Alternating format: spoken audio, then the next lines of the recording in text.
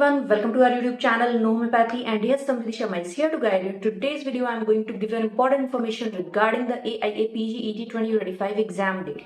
Because recently आपने देखा एक notification बहुत viral हुआ regarding the date of the AIA PGET 2025. That was a fake notification because when we searched over the official websites of the AIA PGET as well as when we searched for the notification over the NCISM website, both websites show that the notification was fake because we didn't get that notification right there.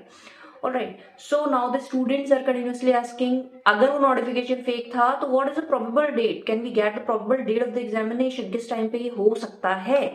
तो वो मैं आपको इस video में आज बताने वाली हूँ कि प्रोबेबल एग्जाम डेट क्या हो सकती है AIA PGET की, जिस हिसाब से आप अभी से तैयारी कर सकते हो उस एग्जाम को क्रैक करने की. So without wasting your time let's start this video.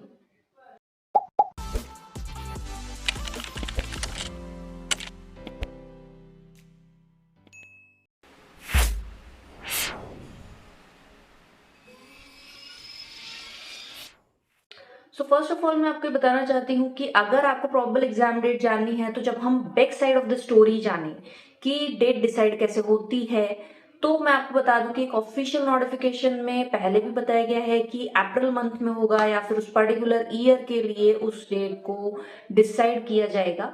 लेकिन मैं आपको 2 साल का जो डेटा है उस हिसाब से डेट को मैं आपको जस्टिफाई करने की कोशिश करती हूँ कि जो हो सकती है डेट. ऑलराइट, ताकि आप जो अभी से अपना रिवीजन स्ट्रैटेजी बना सको या फिर जो इंपॉर्टेंट की पॉइंट्स आप पढ़ना चाहते हो उस एग्जाम के लिए वो आप देखना चालू कर दो. तो उस तरीके से आप तैयारी अच्छे से चालू कर दो, रिवीजन स्ट्रैटेजी बना लो, रिवीजन चालू कर दो, वो सब मैं आपको बताने वाली हूँ.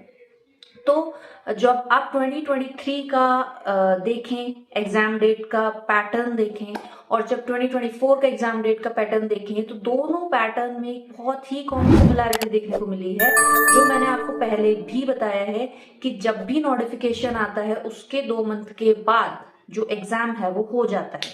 ठीक है, मतलब जो आपका फॉर्म फिलिंग डेट आएगी, जो रजिस्ट्रेशन डेट आएगी, उसके 2 मंथ के बाद जो है वो एग्जाम डेट हो जाती है कि इस तारीख को अब एग्जाम होने वाला है. सो सपोज आपका नोटिफिकेशन जो है वो मई में आया, तो मई में नोटिफिकेशन आया मतलब आपके जुलाई में एग्जाम हो जाएगा. 2 मंथ का उस डेट से आप गैप लेके चलिए. तो आज मार्च में अगर नोटिफिकेशन रिलीज होता है तो आपके बहुत सारे चांसेस हैं जून में एग्जाम होने के. ठीक है, अगर रिलीज किया जाता है अप्रैल में तो आपका एग्जाम के जो चांसेस हैं वो last week of the June and the first week of the July के चांसेस हैं. लेकिन जब हम पास्ट की जो 2 एग्जाम डेट्स को देखें कि अगर अप्रैल में भी नोटिफिकेशन रिलीज हुआ है और मई में भी नोटिफिकेशन रिलीज हुआ है, तो जुलाई के जो मंथ है उसमें एग्जाम हो गया है. अगर अप्रैल में नोटिफिकेशन रिलीज हुआ है तो जुलाई की शुरू की डेट में एग्जाम हो गया, शुरू के वीक में हो गया. और अगर मई में नोटिफिकेशन रिलीज हुआ है तो जुलाई के लास्ट वीक, जो 31 जुलाई जो लास्ट का नोटिफिकेशन था, तब एग्जाम हो गया. तो आप ये मान के चलिए कि आपके पास जो एग्जाम की डेट है वो इन्हीं डेटों में से आने वाली है कि नोटिफिकेशन रिलीज होने के 2 महीने के बाद जो है एग्जाम हो ही जाता है.